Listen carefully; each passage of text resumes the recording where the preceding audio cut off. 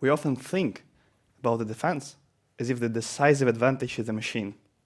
The better vehicle, the better drone, the better software, the better tank. And I mean, technology matters. It matters enormously, and nobody doubts that. But here's an uncomfortable truth that the realities keep showing to us. Even the best technology does not stay superior for long, because your enemy is also smart, and they are always developing. So the question is, what would you do when the machine you believed in gets countered? And the answer is that you build, you innovate, you develop, and you adapt. And the key in this process are people. So let me give you an example. On June 9th, 2022, for the first time in documented military history, FPV drone, which means first point view drone, the one you see on the screen, have been officially used as a combat weapon. So these type of drones were originally designed for racing and filming the extreme sports. It was a hobbyist toy that costed around $500. Nobody in defense took it seriously. But just within the months after the first usage, these type of drones became one of the most widely used weapon systems that are now causing the highest number of casualties on the front lines. So without any certificates, any licenses, any approvals, without years of development, just a hobbyist toy became the main striking system in the modern warfare. And back in 2022, it felt like the ultimate solution. Like, we discovered something so nice so that whoever had the most of FPVs and the best wins. But here is where things starts to be interesting. By autumn 2022, the first countermeasurement appeared. Electronic warfare started to jam and spoof FPV drones, and their efficiency started to decrease dramatically. And by June 2023, if you would take the original FPV from June 2022, it would be completely useless in the high electronic warfare environment. Just 1 year, that's how fast the cycle moved. But surprisingly, FPV didn't disappear, vice versa. They only scaled and evolved and became much more dangerous. And the constant, which I call game of sword and shield, began. So the FPVs were constantly developed and improved and adjusted by operators, by military engineers, by private companies, by states. The same happened with electronic warfare. And the advantage always belonged to the side that adapted faster, that developed and improved communication link with your drone and suppress the enemy one. So I've been working for years exactly in this sphere, now developing the fiber-optic communication system for FPV. So this is one of the latest answers to jamming problem, because fiber-optic FPVs, they are fully resistant to electronic warfare, because you control the drone basically with fiber-optic wire. But as all other machines in the sphere, it also has its own minuses and countermeasurements.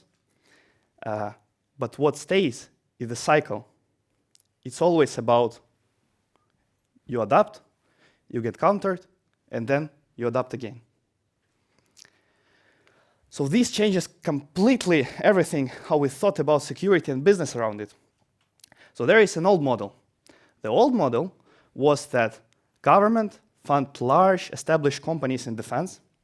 Then these companies spent years developing very sophisticated technological solutions. Then they sell to the government. Then they train the soldiers just to operate it, and that's it. And then the state feels protected because it has tens of different high-tech systems. But this model assumed that the environment stays stable enough for all of your technologies to remain relevant. But as I just showed, and as you understand, it does not anymore. So what I see happening in Estonia, a NATO country, which is building the new model of defense ecosystem, is that instead of having few large companies, you now have the whole defense ecosystem of startups. And defense sector, historically, have been one of the closest for newcomers, but it shifted. And the reason is because the real value does not lie in one technological solutions anymore, but it lies in the teams and people who can react, who can adapt, and then continuously produce needed innovations. And this shift happened inside of the armies themselves. So the old doctrine, old model, was built around the idea that the soldiers are just the operators. So that the companies, they develop some system, and then soldiers just use it. But here's the question. What happens when you're in fighting, when you're in action, and then your system just gets countered? And then your civilian engineers, they are far, far away, they don't answer you, and they are quite slow. The answer, that you just lose your capacity.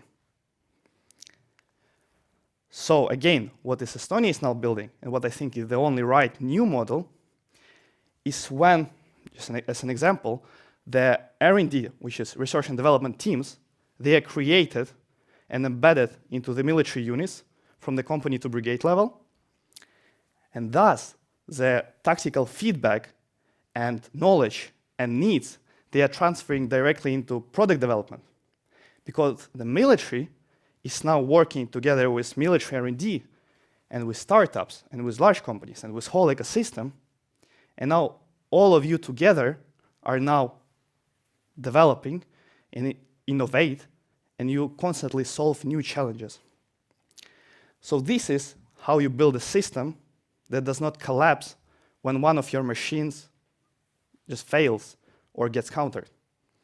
Because in this system, the system itself are people, and people can adapt to everything. So here's the idea I want to leave with you. We keep investing in the technology as if the machine is the strategy. But the machine is just a tool, and no machine can guarantee us security.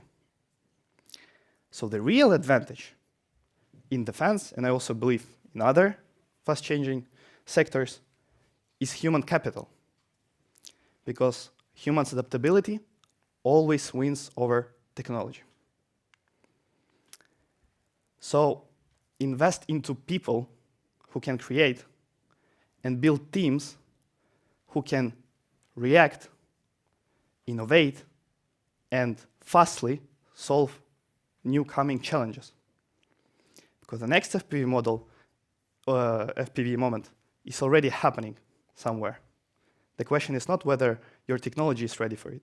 The question is whether your people are. Thank you.